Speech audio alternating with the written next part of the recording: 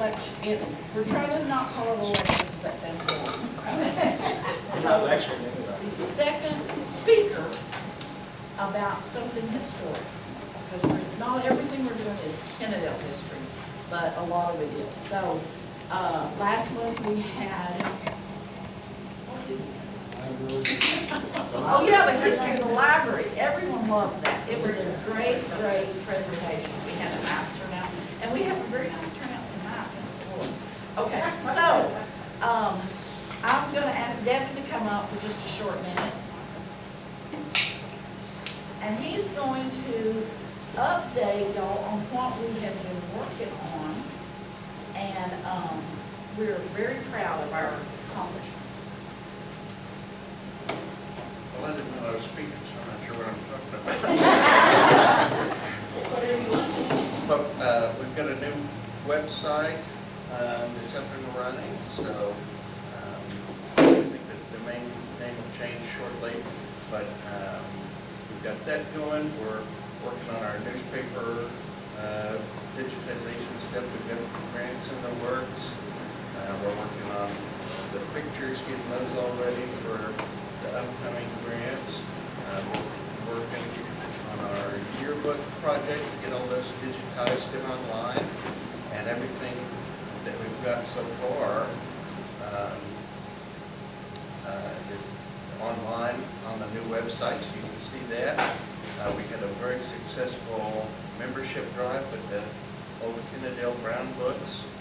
We've got how many? That was written by Rhonda, by the way. And we got probably 10 or 15 new members. I have a question about those books. Where did you find those? The library had them, and when Really? You know, we looked for those books and I asked they were everybody. in a tub, and the library gave them to Rachel. When Rachel left the city, Yeah. she said, "Here's the stuff," and I just happened to look in the tub. I said, "Oh, here's a bunch of those books." Oh my So we've been gosh. giving them out anytime. Yeah, so I'm we glad, joined. but Yeah. I thought they were already burned. Yeah, no, we rescued them. It was in the dungeon in Old City Hall. Was it? Oh my gosh. So Sorry. we've got some excess or extra surplus yearbooks that we're selling. The school gave us permission to raise money for the Historical Society. So we're doing So we get to sell them. for $15 donation, you can pick which one you want. And then was tell there- about our adventure yesterday.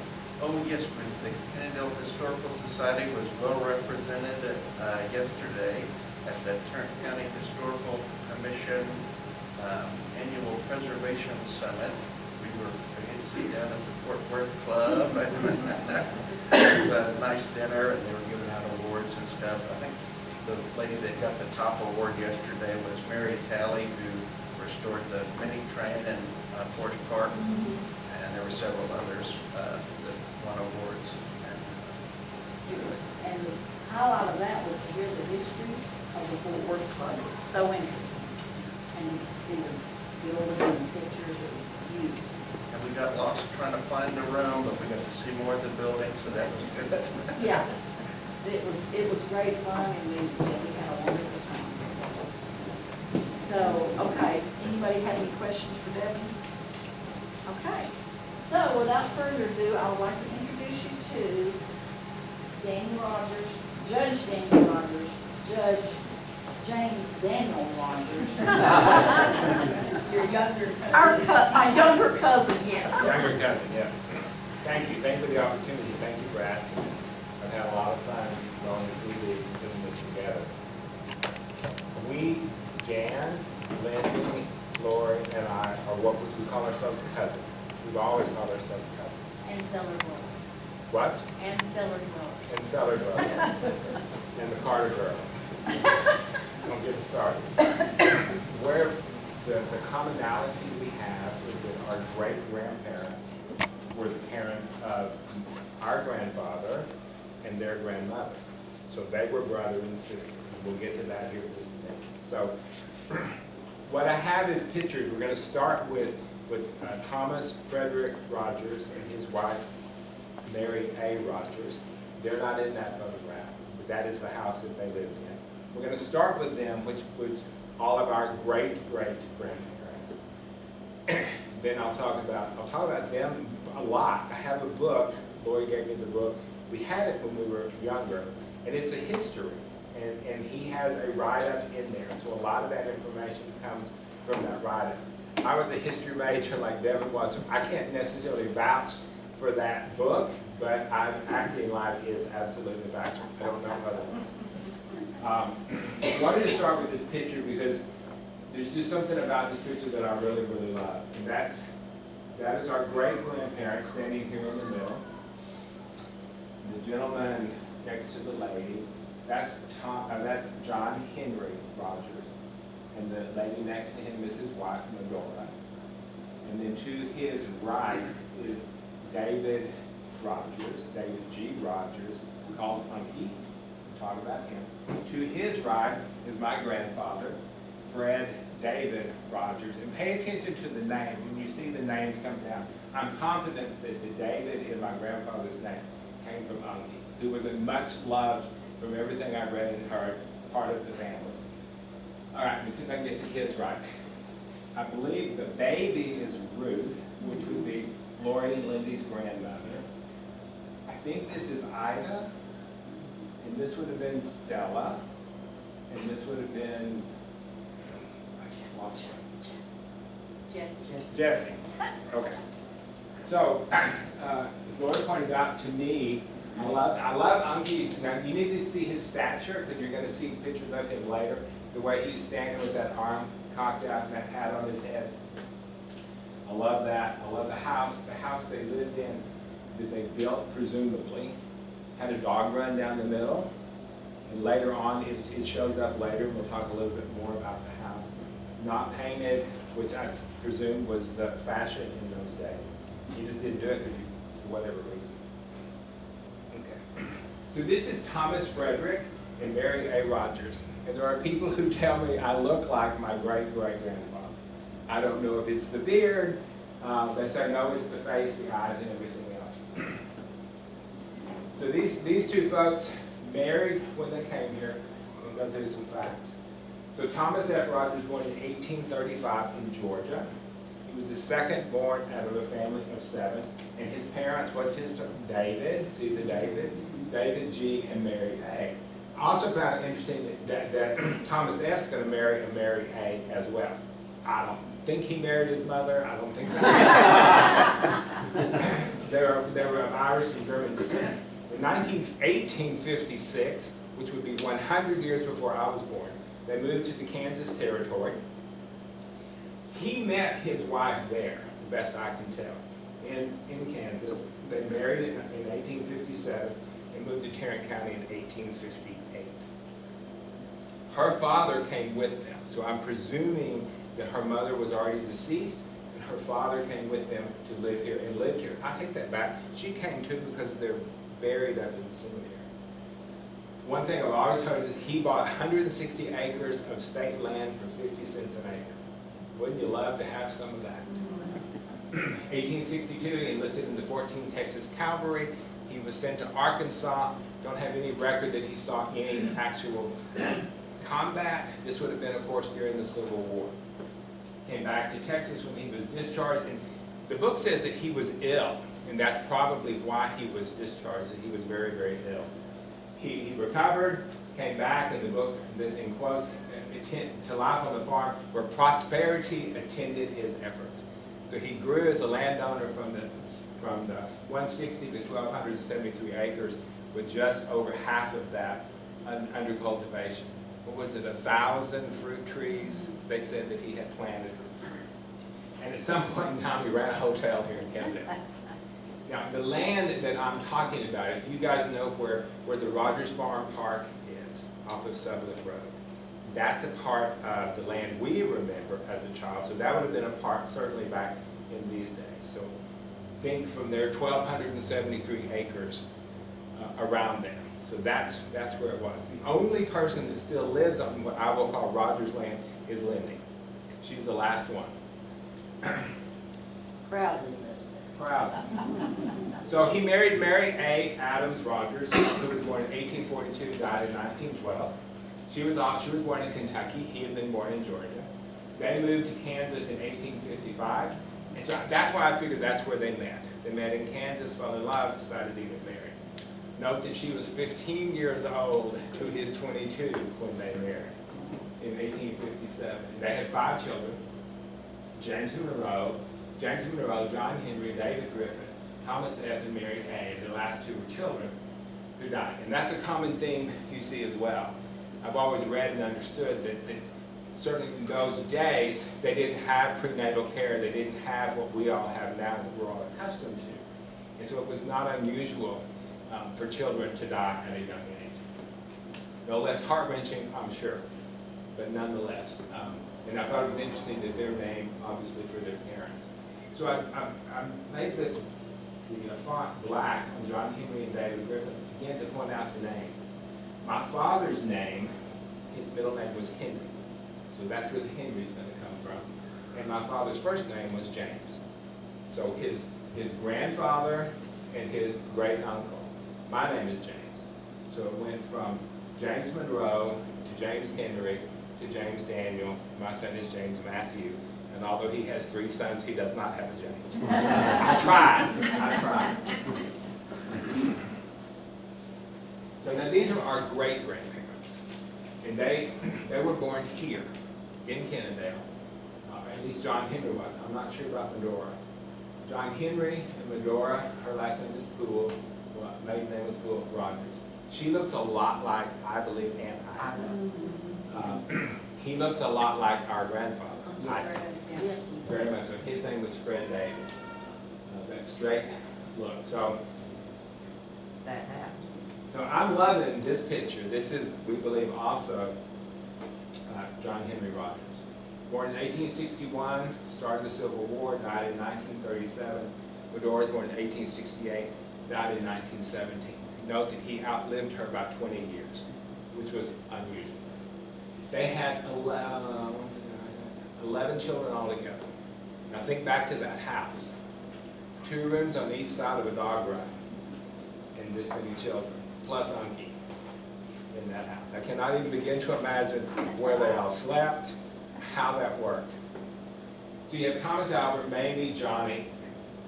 I didn't put the death dates. Johnny died pretty young. I don't know anything about Johnny.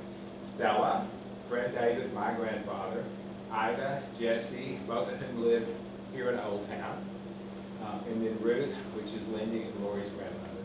And then they had 2 infant sons and a daughter who died 1898, 1907, and 1912. I love that picture. I believe it's a younger picture of John Henry as opposed to that one. That's another one. He looks so much like my grandfather. I like see, Fred I thought David. it was. Yeah. This is a picture that Lori shared with me, and that would be our great aunt, Stella, Ruth, and Jessie, and Ruth again being their grandmother. She was the baby of the crew.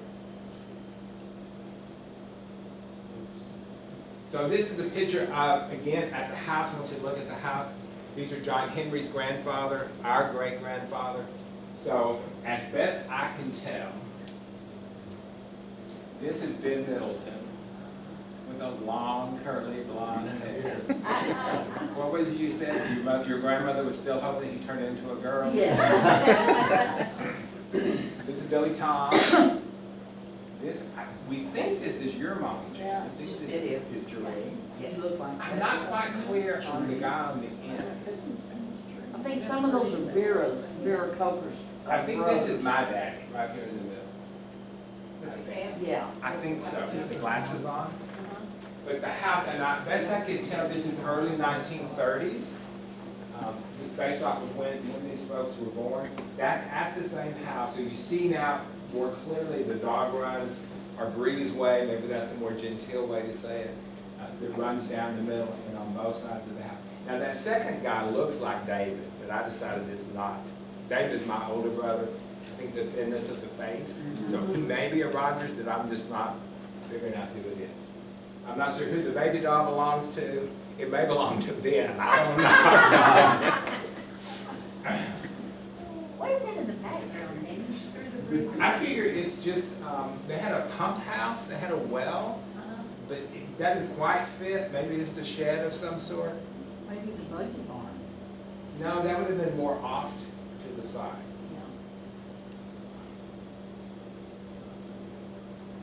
Here's another picture. Some of the older grandchildren. Again, John Henry standing there, hand in his pockets and that cap on. That is our Aunt Lucille. Isn't she a beauty? I mean, look at her. She was the oldest of our grandparents' children.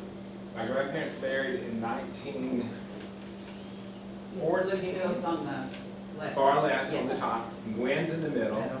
I couldn't decide about who the lady was on the right. I think it's Mary Louise. That's probably right. Again, Doreen there in the front, my daddy behind her, James Henry. Who is the little blonde down here? Daddy. That would be Dan, yes. And then I guess that's Billy Cobb there in the middle. Yeah. And Jan, I know they're on the bottom left. Who? Jan. Jan, Doreen. I love the fact that my great-grandfather, I love the way he dressed. Maybe that's where I got my sense of style. His suit, his watch chain across there, the vest, the tie, the whole thing. Now this is Unky. And again, no David G. Rodgers. He was born in 1864, so he's 3 years younger than his older brother, John. That's out, if you remember, if you stood on the back of Grandma's house, to the right. Back Was down there the towards y'all's. well?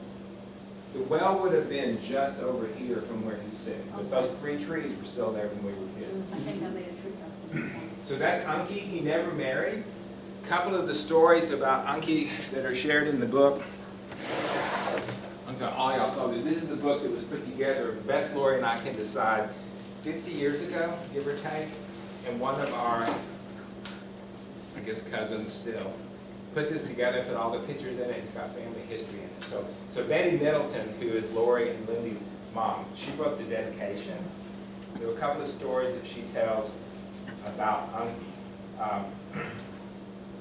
One of them was during World War II, my father, James Henry, he wasn't a great student anyway. He didn't particularly love school, but he quit school so he could join up and get into the war in World War II. If you remember, I don't personally, most of us wouldn't, but that was the war that everybody wanted to be a part of. They wanted to go be a part of that effort. So he quit, he joined up, he got shipped over to Europe, got over there. The way I always tell the stories, he realized when he shot, people were shooting back. So not such a great thing, not what he imagined it would be. But Unky evidently had a deep, deep affection for my dad. Because every day, he said in Ruth's story, was that every day Unky would walk over to Ruth's house before lunchtime, before noon, and get her to come back to the house with him to make sure he had his radio on the right station so that he could listen to Porter Randall's Noon News. Because he was convinced that Daddy's name would be announced when he was coming home, and he wanted to know. Doreen tells a story, almost the same thing, when she was talking with him. And you had to know Doreen to know that she would talk to anyone. And if she needed to, she would put them in the place they needed to be in. Am I wrong? You are so correct. So correct. So she's having a conversation with Unky, right, who would have been her granduncle, but this would have been her grandparents. And he was so impatient for James Henry to come home. One day he burst out, "Why is he waiting so long? Why don't he just come?" And Doreen told him, "Uncle Dave, he has to wait till they send him home." To which Unky replied, "Well, hell, don't they just all quit and run for the boat?" He was certain that using this system, James would be sure to be the first one on board. So, never married, had no children that we know of, but very, very much beloved by his family. Died in 1947, which precedes all of us. So now we get to Fred and Clara Rodgers. Fred and Clara Rodgers are my grandparents and Jan's grandparents. I love this picture. I love this picture. I believe this picture was probably taken at the time they got married. You'll see that he's Fred David Rodgers, born in February 1895, and then you'll note Clara, October of 1895. So they were the same age. He died in 1968, she died in 1977. They were married on December 8, 1914, when they were both 19. I didn't know until I put this together that my daddy's birthday is December 8th. And I had no idea that that was my grandparents' anniversary. So they had 4 children. They had Lucille, who was born in 1915. I did the math. It was like 11 months after they got married. So. And then Fred Lloyd, who was born in 1917 and died in 1919. And then James Henry, who is my father, born in 23. And Doreen, Jan's mother, born in 26. Now this is where I start to get emotional, because of all the people in this so far, the one I knew the best was my grandfather. Our grandfather was a quiet man. He did not talk a lot.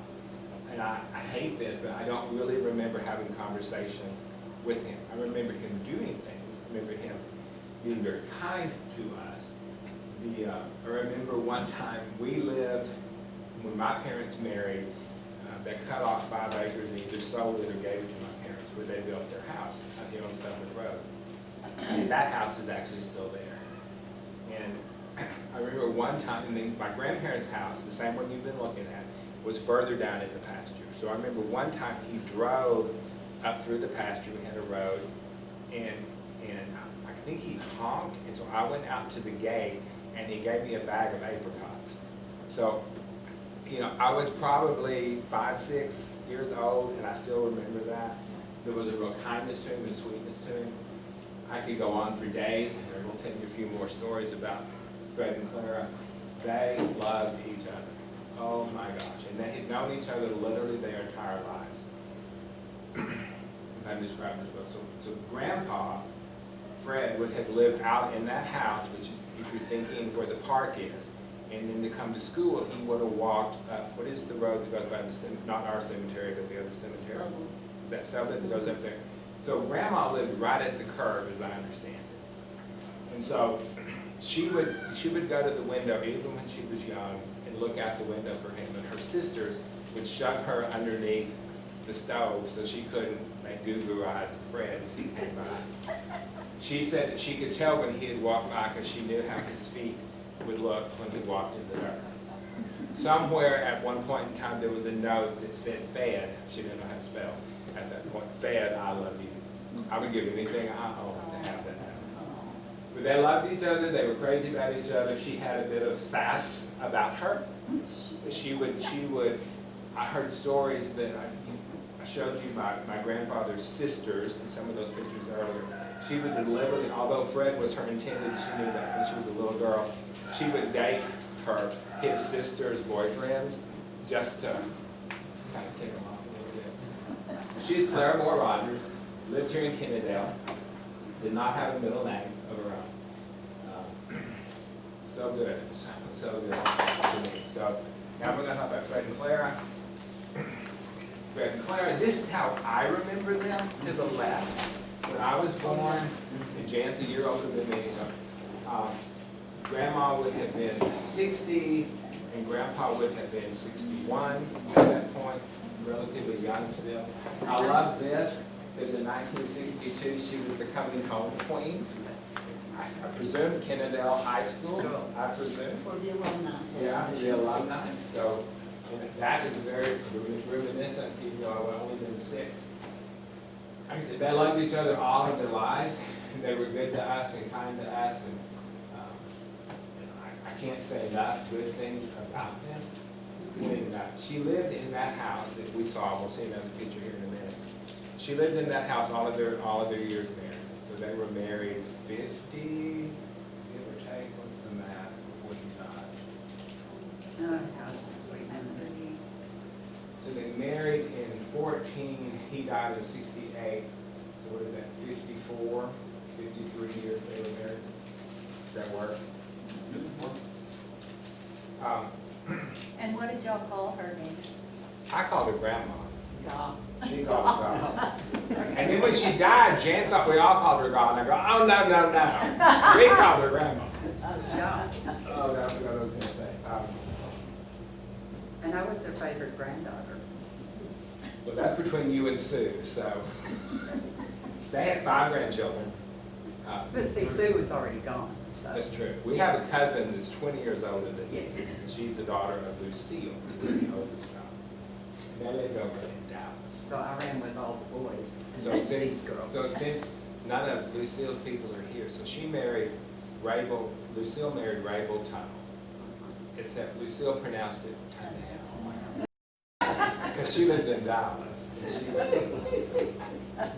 And Grandma would be the first one to wrap her down. She could cook anything. She cooked, in our opinion, the best chocolate meringue pie that ever existed. She tried to teach others. I think Jan tried to learn how to do it. Mom did. Mom Never. didn't read it, and it just, you know, That's she fried was a little of chicken. this and a little of that, and a pinch of this and a pinch of that, and it was great. But She taught me. I still cook that way. Do you? I pinch, I scratch cook. I do not use recipes. She taught me how to drink coffee, and I still drink coffee the way she taught me, which is a sweetener. It's maybe fake now instead of sugar in those days, and cream, coffee, and milk or something. That's still how I drink my coffee. I can still see myself in her kitchen drinking her coffee. And her dressing recipe Oh my gosh. passed on, the mom to me, to the kids. So this is another picture of the house taken from obviously up towards Summit Road, looking back at the house. I remember it until I looked at it really closely, and I realized the dog run has not been closed in. It's still open. See how you can see through the house? So I never heard the story about what they did. I did hear the story that at one point in time, I guess when our great-grandfather, when our great-grandfather died, the land was divided up among the children, and my grandfather bought the property back from all of them except for Ruth, their grandmother, which they kept, and that's where Lindy still lives, on a piece of that. And so he had, at that point, I always heard 300 acres. So when the other 900 and something was sold, I've never researched that. I guess I could go dig through maybe I'll do that after I retire, dig through the records and figure out when all that took place, because I'm sure it's all recorded now. So the dog run was still open, but they eventually closed it in, and that's how I remember it. When we were in high school, and remember they had rented the house out, and one of my best friends, Pam Parks, lived there, and he was screaming there. Yeah, She it was, screamed. because it had kind of a sitting room where you would come there in the front. Yeah. Yes, so the front room, you walked in where was the dog run. There was a door and there were 2 windows. Then there were windows at the back, and then that was Gau's back porch back Screened-in there porch. that was screened Yeah. in at the back. So it was a small sitting room that was paneled. Yeah, and that's where they would And that's sit. where the pantry was, back in that back screen. and Yes. all. Yeah, yeah, yeah, and her back back, there. yes. Yes, but that's what, more or less what it looked like. I remember that tree, and our cousin Buzz is not here, but I remember one time, they lived in Dallas, and they would come over a lot, and I remember one time, I have 2 brothers, David, who's deceased, and my younger brother Mark, and Buzz came over and brought like 6 million firecrackers, and we stood out there underneath that tree on the 4th of July, black cat firecrackers, and blew those. We probably couldn't hear for days after that, right underneath that tree. And I remember that shed over there, that was just kind of a, whatever you would put in there. Was that the smokehouse, Smokehouse. Eddie? Yes, yeah, that's the smokehouse. Yeah. Which probably at one point in time really was a smokehouse, not while we were, not that I recall. And then there would have been, as Lori called it, the buggy barn back down there where they kept the tractor, had a tractor, of course, and it had one single slot, like for a car for the garage. And is that the roof that we can see in the back that was actually the barn To behind the the house? left, I think that's the, she called it the buggy barn, is what I'm. Well, the buggy barn was over here. Maybe further. That other barn, And where on we cut straight the back. I think the Oh, barn, yeah, that's where I the think- cow horns were always on. I really top of. think the barn is hidden by the house. I think it's more over there. I don't know. I couldn't swear to remember it. them dehorning Yeah. at the Yeah. back of the I remember barn. seeing those Ever ones seen- laying I remember there. that and watching the blood squirt out of there. Oh, yeah. I'm sorry, we're getting off on all of them. Yeah. But anyway, that's the houses I remember if you closed in the front. 4 rooms, they had 2 bedrooms, living room, kitchen, and then like they said, there was a screened-in porch across the back, which was just love, and then a sitting room in the And how many of, weren't Grandma and Aunt Jessie and all of them born in that house? Probably, Yeah. yeah. Daddy was the first one that wasn't. So, again, you have Fred and Clara in the front, and these are their 3 children and spouses. So those are my parents on the left, my mom Ruth, not the same Ruth, a different Ruth, Again, her names keep repeating themselves, and James Henry in the back, Lucille in the middle, Rabel in the back, and then Jareen, Jan's mom, and her dad, Bill, in the back. This would have been, I think, typically this would have been at a Christmas party. We have cousins that would throw a great big Christmas party, and you would get way dressed up to drive over again to Dallas. Maybe we had to get dressed up to go to Dallas. Maybe that's what it was. And there's a couple more pictures.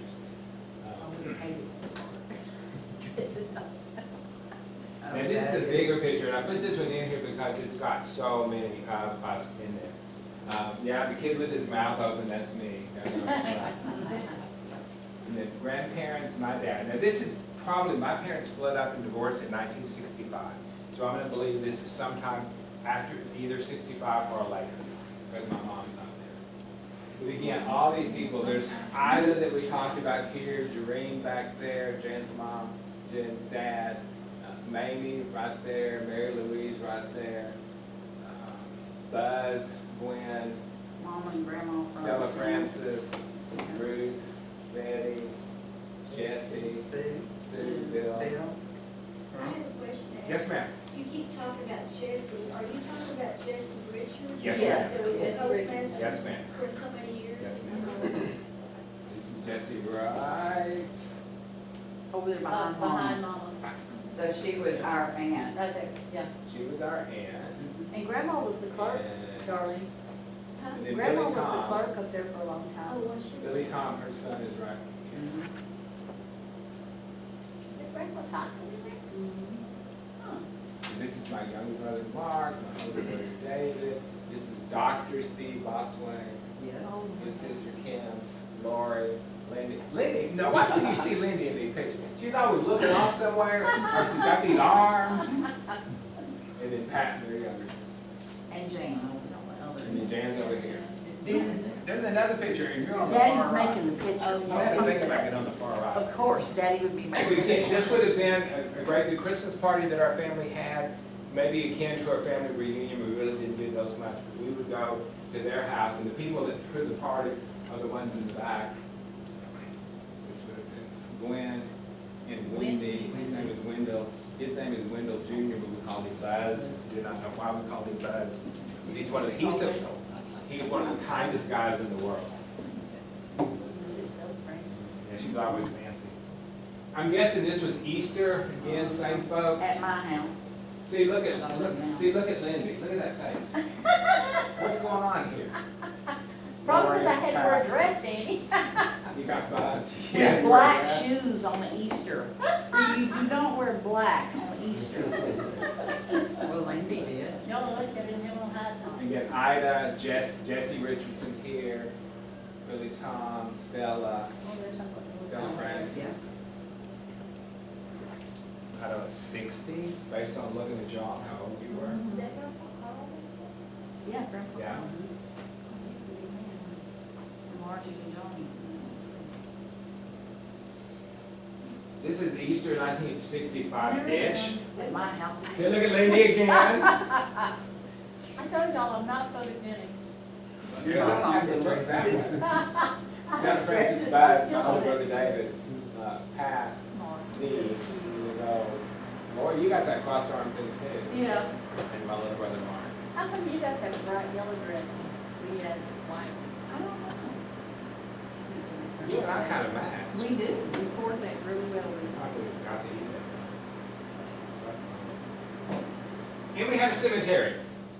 We are very, very proud of the fact that we have a cemetery. It's out there on Little Road, just off to, I guess that would be to the east. It used to be all by itself. I've always heard and believed that our great-great-grandparents, they lost 2 of their children. I've always heard that they're the ones that started the cemetery. They lived down there somewhere close to Little Road, and then they carried their daughter or their son or both of them up there and buried them up on top of the hill. The graves are not marked. We don't know where they're buried exactly, but that's what I've always believed. Jareen, Jan's mother, arranged to get the Texas Historical marker, which tells a little bit about the story. So that's where you go into the cemetery. And what we do is we go hang out. We try to, depending on the weather, we try to get together every year at least once. We don't do the Christmas party so much. And clean up the cemetery. We've kind of been, with COVID and then just weather, haven't been always successful.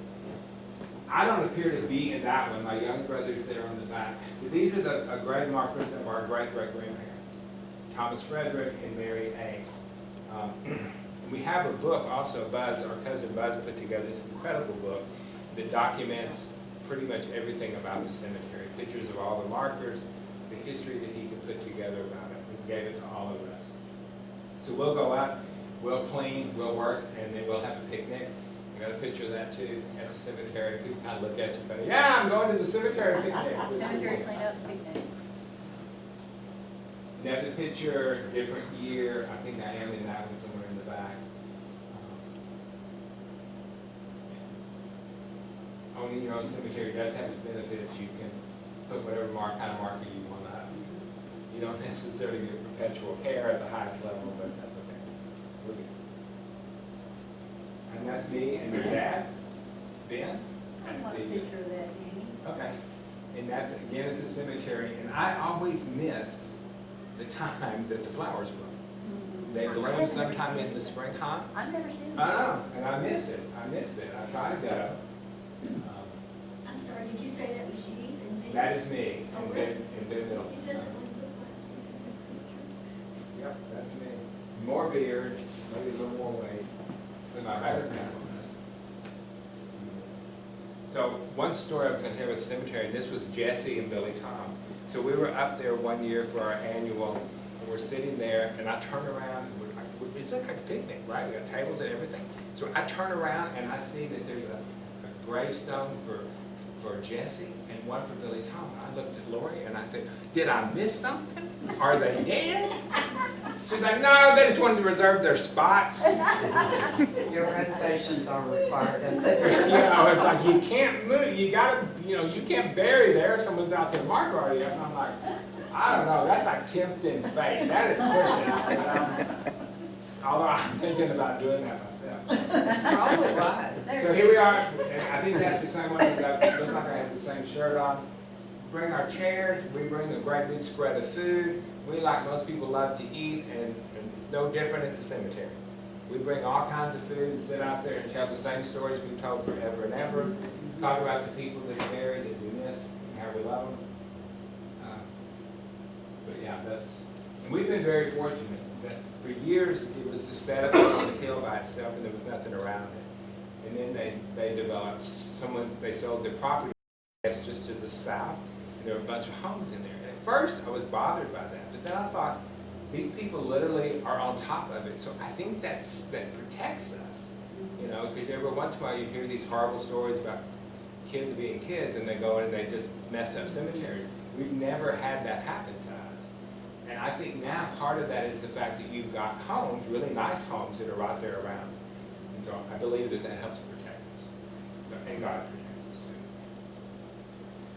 too. So that's Lori and their little sister Pat, and Stella Francis in the middle. Stella Francis, you hear the Stella. Stella had her grandmother. I was working. Yeah, sure you were. And you were working this time too. Yeah. I noticed these- them better when I got there. The lady in the front is our cousin Sue. She's the oldest. She's the matriarch now. She's 20 years older than me, and 19 years older than Jan. So that's Jan there behind her on the right, and then me behind Jan. And then Lori, and then Pat behind that. Pat couldn't be bothered to take her sunglasses off for the kids. Anyway, that's what it is. And that's me and my dad.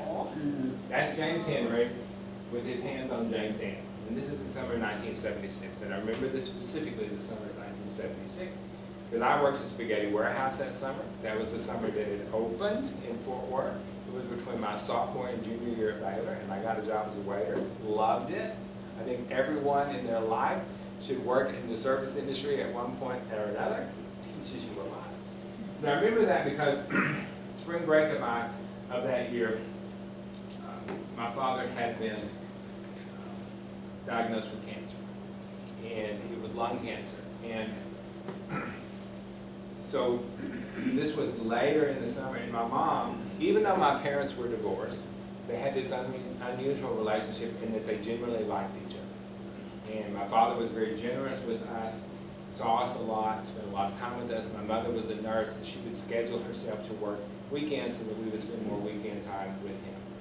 So they had that unusual thing. But she was a nurse, and she had been, she had worked for an oncologist for a few years, so she could speak cancer, she could speak the language, and she kind of became his interpreter through this whole thing. And so she arranged for a cousin on my other side, my mom's side of the family, to come out to his house, which is still there, and take pictures of all of us, because she knew that the chemo was gonna knock his hair off his head. So we have a series of pictures, and that's one of my favorites. That summer, I got to go pretty much every day. He was doing radiation treatments later in the summer at the Moncrief Center in Fort Worth. And so I would come pick him up early in the morning, drive him over there, and he would get his treatment. And then we would go back to the house. My grandmother was living with him at that time. And she would feed us breakfast. And they had, before he realized how ill he was becoming, they had planted this humongous garden. This humongous garden. So we would go up in there, and you know what you gotta do, you gotta pick that garden, right? So we would do that pretty much every day. Then I would drive to work at Spaghetti Warehouse and sling spaghetti the rest of the day. But I've never forgotten that summer. Another thing about this is I put this together, and this is what I share most sincerely, is tell your stories to your children, to your grandchildren. If they don't know your stories, they want to know your stories. They may not know they want to know them, but I think of so many things. My daddy died the next summer, the next spring, April, 1977. I was 20 years old.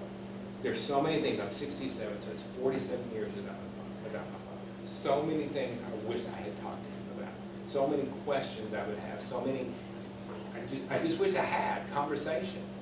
I mentioned that my grandparents had a little boy that died when he was 2. I had a grandson die when he was 6 months old. And I had seen that grave marker, but I had never talked to my grandmother about that. I had never asked her about that. And I know perhaps it was different people didn't talk about that. I don't know that they go alive, I don't say Rhett's name out loud. It's my grandson. I thought, man, I wish I had talked to her. I wish I had found out what that was like for her and how she dealt with that, because she was a woman of faith. And how did she get through that? There's just so many things. So I'm retiring at the end of this year from my job as Chief Judge of the City of Fort Worth Municipal Court, 27.5 years. And one of my stated things, and I say it a lot so people can hold me to it, is I want to pour into my grandchildren. I had 4. Rhett lives with Jesus. Then I have Emery, who's 3 years old, and she's blonde, and she has blue eyes like me. And she can have anything she wants. She looks at me and says, Papa, yes, baby, you just tell me, we'll go get it. And then I have Hayes, who is 6, almost 7. We'll be turning 7 Saturday after Thanksgiving. And then Grayson, who is 10. And I want to pour myself into them. I want them to tell me, Papa, you go home, you talk to me too much.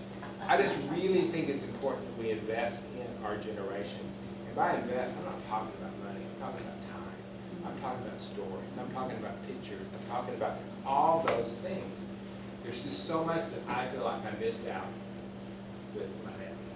Okay, I got like 2 more pictures and then we're done. That's the wrong way. I have no idea what is going on here. Oh, I do. So you ladies can tell after I tell who's who. So once again, you got Jan over here to the right. What is it about standing on the right? I don't like people. I'm just always. And who's looking the wrong direction? Reverend Lindy, just like before. And Lori, is that you? Yes. Pat, and That's this is Jareen. This is Jan's mother. And this was so typical of Jareen. Trust me. And this is Ida and Jesse here. Lucille. Obviously they were out in the rain somewhere. And Billy Tom's like, don't look at me, I'm not here. So tell me, what was this about? We were in Tyler, weren't We we? went on the Azalea Trail. And I think this is the trip where typically always happened, Aunt Clara lost her teeth. Remember? We would start away. We were all on a roadside park to Is this- do is it this lunch, her? because everybody got sandwich Is that stuff. her? No, that's ain't Ida. No, Ida's over here. Yeah, there's That's in Oh, Which one are you pointing at? This one? no, that's Rada. Yes, that's right up. So well, Grandma's not in the picture. I- Maybe well, maybe she's, that maybe was she's the still trip. looking for her teeth. But she was looking for her teeth, and she had all of us kids, we were searching everywhere. They were in her bra. Or she would wrap them up in a Kleenex and then throw them in the She She used, I remember her saying that if I die in my sleep, y'all put my teeth in my mouth. I remember she had heart problems and she took nitroglycerin, you know, the little nitroglycerin pills, and I guess you put it under your tongue and it would dissolve. I was always afraid to do anything, like shake her, because I thought she might blow up. So, okay, well, I'm glad to know that. We were on the Azalea Trail. Yes, in Tyler. And the last week exactly that. So, They keep those dresses white. Now, my comment on this is, in the book, the history book, it says that the Rodgers family was one of the most prominent farming families in Tarrant County. That they had all this land, they had all this part of the acreage under cultivation, they had 500 hogs, they had all this list of stuff. Could they not do something about that house? spend a little money on the house, Did right? it at some point in time. Where the picture of the kids sitting on the porch, how did they not get big splinters all in them? Those They boards do not were- wiggle around. It's just as horrible looking. Yeah, go ahead. One story I thought of a while ago, and I don't remember what prompted it, but remember when Aunt Clara and Uncle Fred were sound asleep, Oh, yes, and she wakes up? What is your name? What is your name?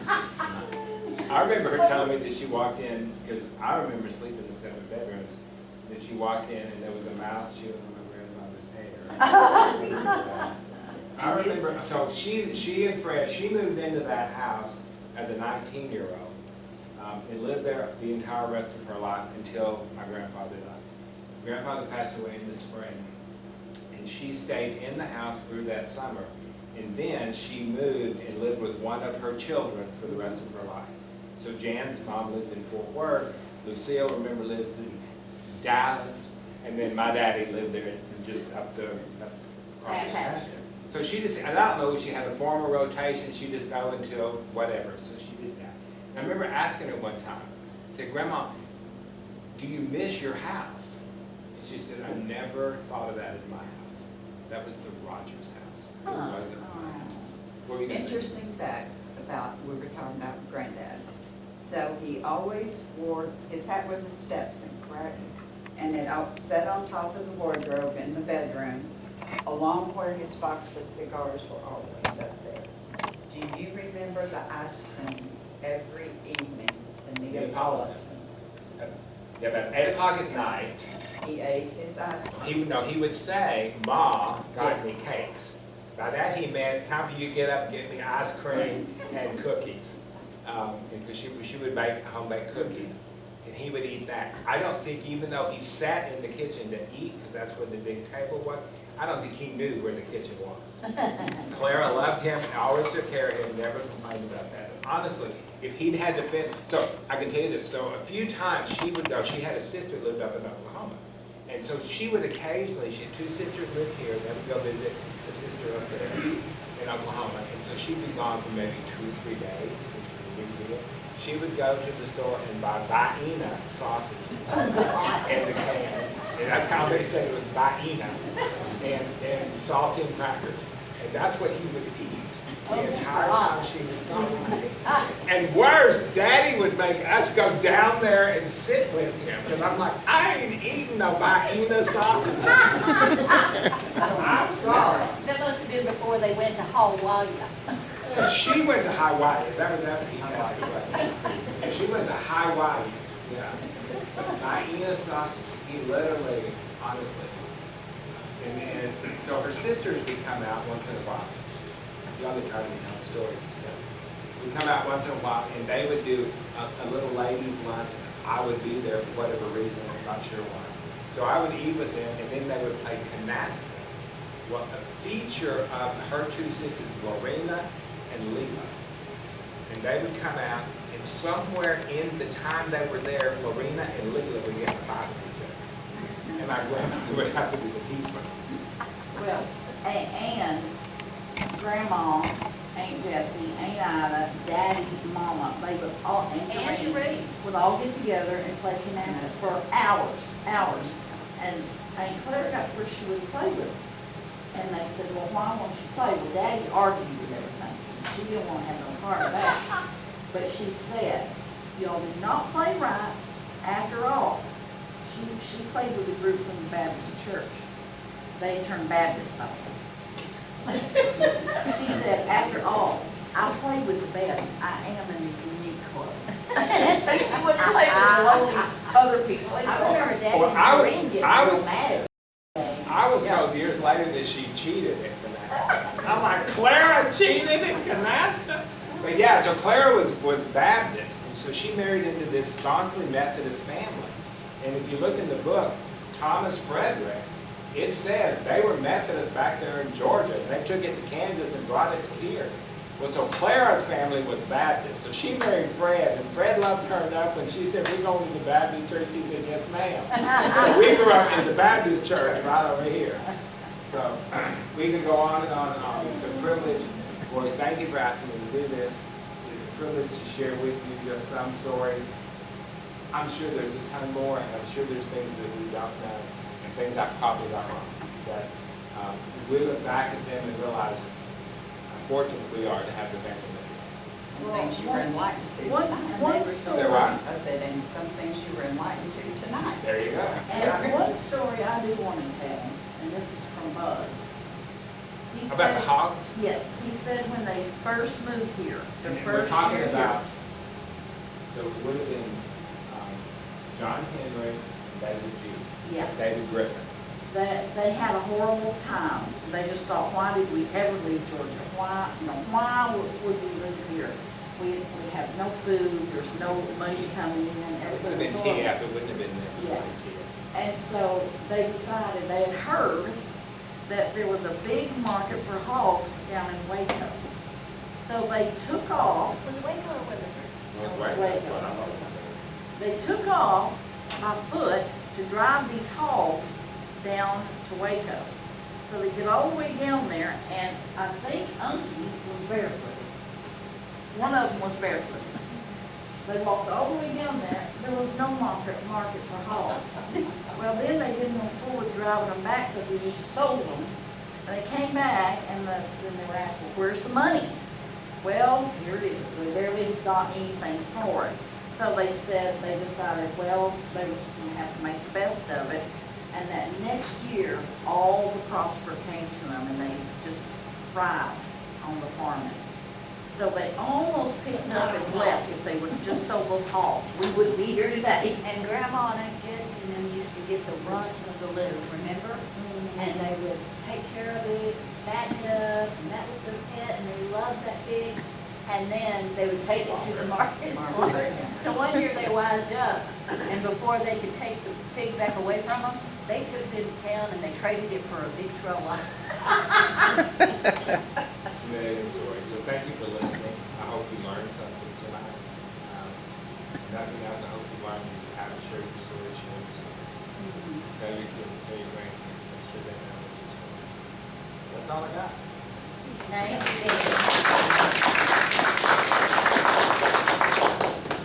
Thank y'all for coming, and we will, next month have, Jamie